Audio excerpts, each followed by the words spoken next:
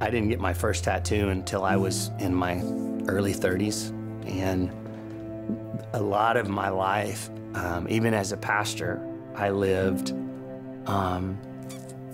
with a fear of others and not being accepted or like an outcast, or I honestly lived in fear of being judged by other people, especially within the church. But I went through this season of my life where I think maybe for the first time I began to understand what it meant to find your identity in Christ. And the more I pressed into that, the more permission I gained to be me. And I've never been more me than I am today. I've never been more me than I am in Christ. And I feel it gives me that permission to be an expression of my journey, of my stories. One of my tattoos on this arm, I have 3 roses, which represent youthful innocence in the tattoo world, which I have 3 children, biological children.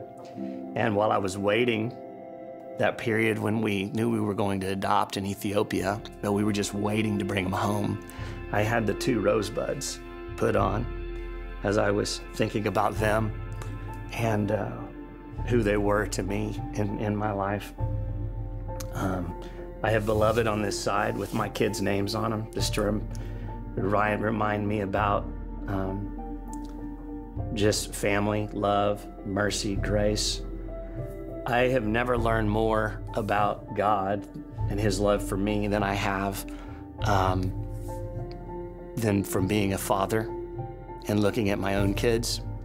But it's funny that I've learned more about myself by looking at my adopted kids as I look at their unreasonable fear and distrust of me and wondering, does he really love me?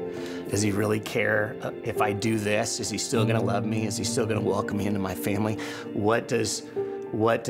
How do I have to perform? And I've realized that no matter how safe God says I am with Him, and I still, in my nature, I want to question, I want to wonder, and I want to struggle with that. So it's a reminder to me that just as no matter what my kids could ever do, they didn't do anything to earn my love. They could never do anything to lose it. Those kinds of reminders now I have forever.